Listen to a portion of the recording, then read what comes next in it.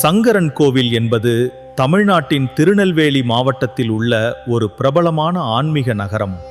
இங்கு வழிபடப்படும் தெய்வம் சங்கர நாராயணர், அதாவது சிவனும் விஷ்ணுவும் ஒரே ரூபமாக இருக்கும் அரிய வடிவம்.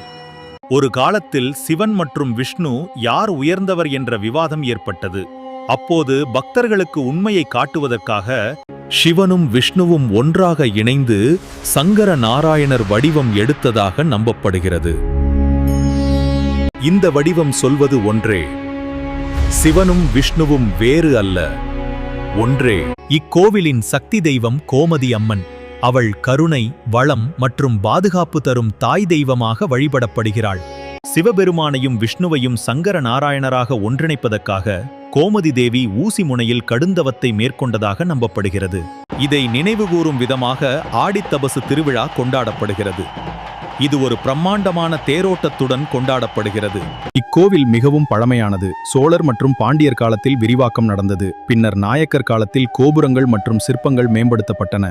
இந்த கோவிலுக்கு வந்து வழிபட்டால் மனதுக்கு சந்தோஷம் கிடைக்கும், பயம் குறையும், மனம் அமைதியாகும், வேண்டுதல்கள் நிறைவேறும் என்று பக்தர்கள் நம்புகிறார்கள்.